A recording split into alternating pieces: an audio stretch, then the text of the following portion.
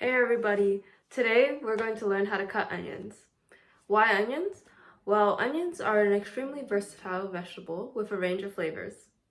They're used in many different dishes around the world, although their anatomy can make them a little tricky to prepare.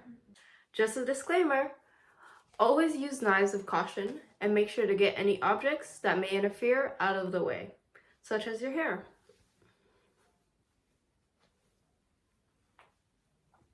And sleeves. Now let's roll up those sleeves and get chopping.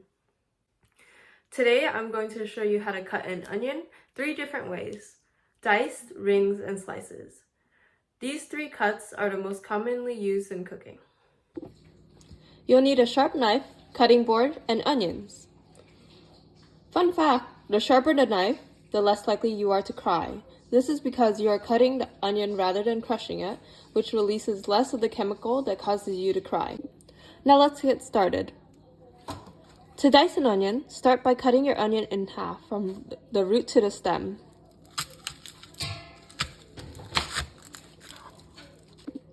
Then you're going to peel your onion and chop off the stem.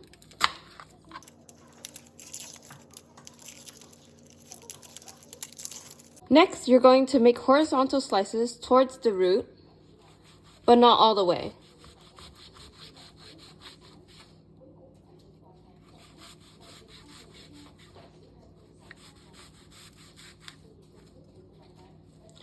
Then, you're going to make vertical slices in the same way.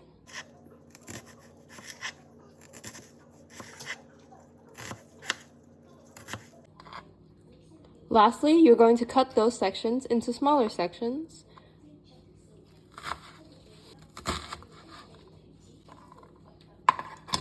And voila, you got diced onions. These can be used for soups, topping off your dishes, and much more. Next up are onion rings. Start by cutting off the stem and then peeling your onion.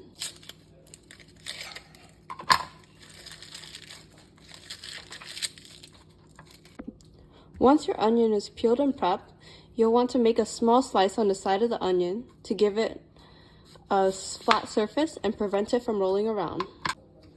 Then make slices perpendicular to the root.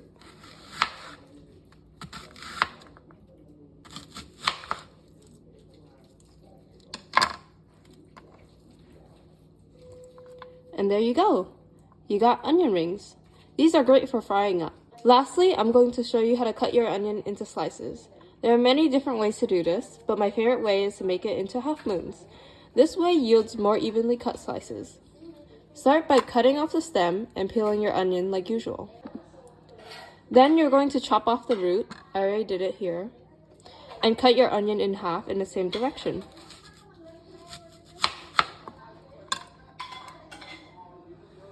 You should be able to see rings on the inside of this cut. Place the large flat side down and cut the circle in half again. From here, you're going to make cuts out from what was the center of the circle, rotating as you go.